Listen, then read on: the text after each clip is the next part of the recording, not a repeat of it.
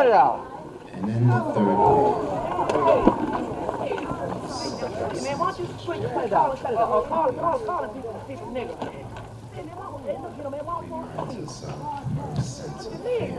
Who is he anyway? Why you shouldn't do that, man? You step right up here. You keep calling people niggas. Just lay it on. Cut it out. Don't you feel okay? Don't you feel Watch it, watch it.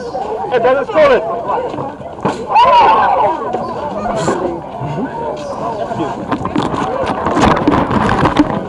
And you're consciously in struggle, and you can carve out a life in this country in struggle. Your struggle should be radical. It should go to the root of some problem. And it should work with the people who are at the bottom. And you should carve out, as you go, your family. I think that when you talk about Ella Baker, you're indeed talking about someone who was truly a giant of the 20th century. This is a person who defined that century. And I think that when we talk about her in terms of civil rights, we're really limiting her. She was a true 20th century champion of human justice and human rights. Will you be quiet, man, and shut up? He kept talking to him, he kept egging him. These are the types of things, this is why we need black curriculum. We need a black curriculum so that people have dignity. So not only black people know about themselves, but whites know about black people and can respect black people for what they are, for dignified human beings. The reason why you saw this incident is because people's dignity has been affronted. No one likes to be called a black nigger. I wouldn't like to be called a black nigger. If someone had called me that, you might have seen me doing this. What I'm saying is that when you have gone for 400 years and been messed over, at this point, you no longer take anything. We are at the point in society where we say you must change or die. This is it. Basically, this is it. I mean, it sounds cold and brutal. But also, we think we are taking a very rational and intelligent way of doing this by presenting things such as the black curriculum. I was a little bit depressed when the press ran off following something which was spectacular rather than I didn't move a bit. I thought this was rather discourteous of the press to run away from a press conference in which I was acting somewhat as a moderator, and they took everything and left, wanting not to hear what we had prepared to say, but what someone had provoked black people into doing. In other words, this is what happens in our society. This is why Malcolm X was looked upon negatively, because the white press, the white television, and the white radios specifically said, look, this is what those niggas are doing. You see that? They're stomping our poor little honkies. What's happening is this, is if these honkies would leave us alone, we're getting here to promote black unity. Like when we do this, we say black power, baby. This means Clyde DeBerry here, a professor, a doctor from the University of Oregon. We have here Leo Bazile, a student at Merritt College. We can take Joe Butler there, a student at Merritt College. We can take Mrs. Ida Mae Tribble, a housewife 2 blocks from the school. When we can take these people and we can say they are together, we want to uplift people and say this is black dignity.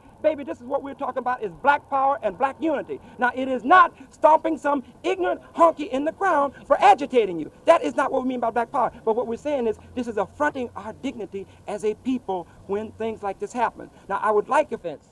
One of our principles in the Black Panther Party for self-defense is that if anyone attacks us, we'll certainly act in self-defense. And we intend to wipe out our aggressor or that particular person or group who attacks us. We intend to wipe his ass out resolutely, wholly, thoroughly, and completely. Now, from here on in, it goes. You white people stood out here for a long time. Many of you didn't agitate, but we had a Nazi over here agitating Brother Curtis Baker here. He started agitating Brother Curtis Baker, interrupting and calling the brother niggers. He started messing around with the Panthers like that and snatching on us. I'm sorry. He getting his ass kicked. If you want to live every day, don't attack us. You attack us, I'm sorry. That's all it goes. And Curtis Baker, the man who what happened?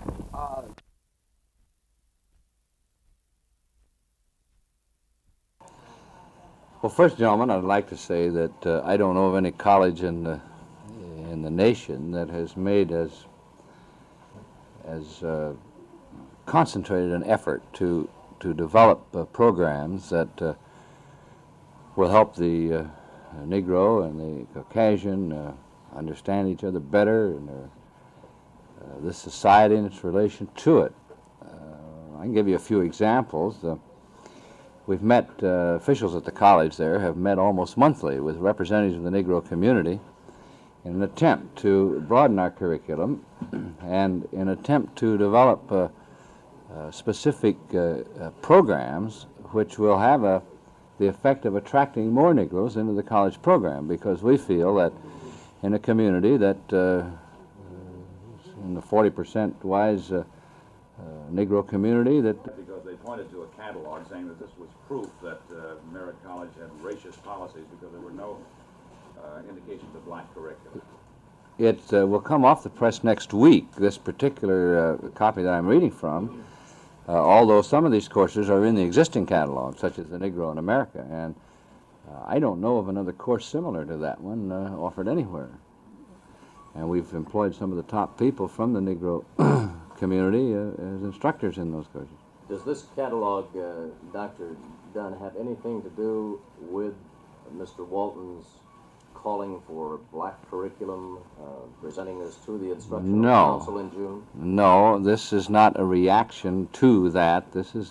These are courses that have been developed over a long period of time through our regular curriculum development processes, which are made up of faculty committees.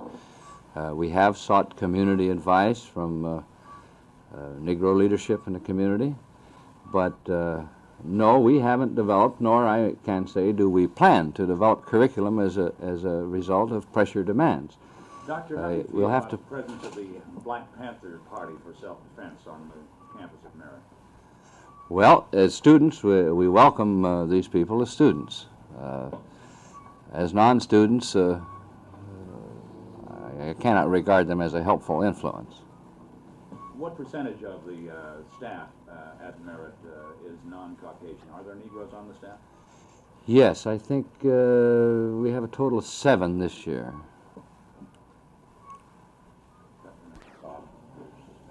I understand the enrollment at Merritt College is about 26% Negro. Mr. Walton said that he would like to see it double. He'd like to see it, in other words, 52%. What's your reaction to that? I would agree.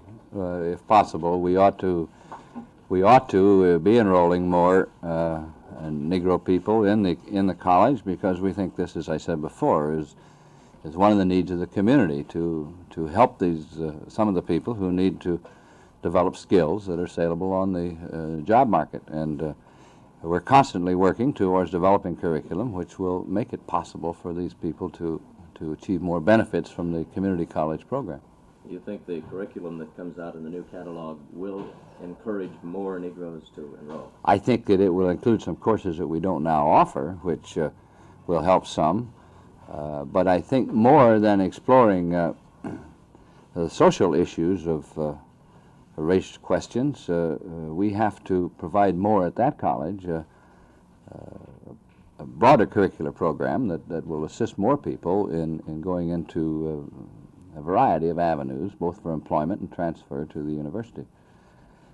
Breadth of curriculum, rather than concentration in history and political science, it would seem to me, and of course I don't serve with the curriculum committee there, but it would seem to me is one of the areas of exploration that we're should continue to develop.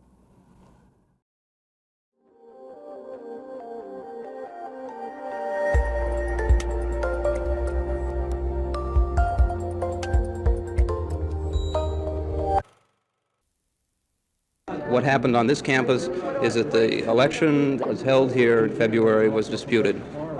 Therefore, the settlement of the dispute should have been on the part of the students.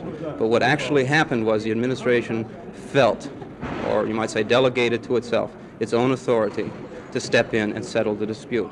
Now, the administration, as I say, has stepped in again and said to us that we're holding, or we're possibly going to hold your government in abeyance, but yet at the same time we're going to keep the store open. That's sort of like recognizing the head and not the body, and you can't do it. We had to resign in a way because we don't want to see any violence come here to the school at all. We would like to try to reach a peaceful solution if we can. And with assassination letters or with these threats, it's this idea that you have this pressure on us. And for the benefit of ourselves and for our school and for the safety of both concerns, we had to resign. What about these reports we hear that all of this may somehow be tied in with Bobby Seale and the Black Panthers? That is something else. It is a figment of their imagination that they would like to believe, and that Bobby Seale couldn't care less, I'm sure, about the MSP party. And the Berkeley police gave an official report last night that the two incidents had absolutely no connection whatsoever. Mrs. Smith, the thing I find puzzling is that we would have so many members of the student body resign, all claiming the same thing, that they'd received threats of violence. That is very unusual, I thought, and I would like to point out that the president of this party did not resign, and after they have sufficient news reporting locally and nationwide, I'm sure the president will reappoint them to their position and they can go on. As far as I know, these did not come in writing. They have not come in any form that we can pinpoint. We cannot obtain from the students any names of intermediaries. In fact, we're as much in the dark, I think, as the students possibly, although I'm sure they know something more than they're explaining to us. But we have to accept the threats as serious at their face value until we find out otherwise.